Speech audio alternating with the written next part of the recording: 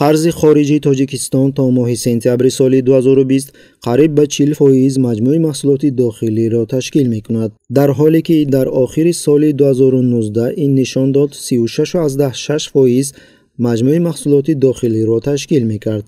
танҳо дар 9 моҳи соли равон кишвар 369.5 миллион доллар қарз ҷалб кардааст. дар ин бора дар гузориши Бонки ҷаҳонӣ дар бораи Тоҷикистон коҳиши иқтисод дар шароити пандемия гуфта мешавад.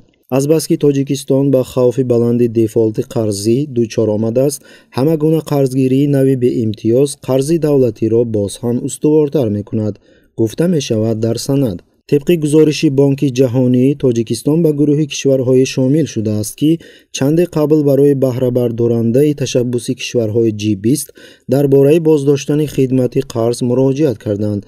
یعنی بنابر بحران اقتصادی حکومت تاجیکستان از مؤسسه های مالیوی خواهش میکند که پرداخت ها را یخ بکنند و با این پرداخت قرض ها را به دوش نسل آینده واگذارند. و وابسته به پتانسیل انتلکتوالی قرض‌های خارجی مقامات تاجیکستان باعث انتقاد زیاد در بین کارشناسان و اهالی کشور می‌شوند. از یک سو عملیات‌های ریبا از روی دین مبین اسلام گناه عظیم حسابیده می‌شود که در کشور مردم به آن رعایت می‌کنند. و علاوه بر این قرض‌ها یکی از واسطه معمول‌ترین حکمرانی مستملکوی از جانب دولت‌های ابرقدرت به حساب می‌رود.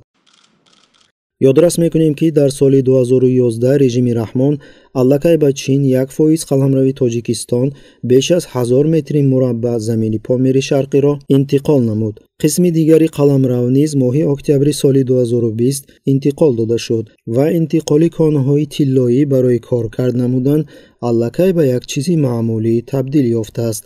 تقریبا همه شرکت هایی که ثروت های زیرزمینی تاجیکستان را از خود میکنند شرکت های چینی می باشند. از این 7 کارخانه‌ای که ما کلونی که ما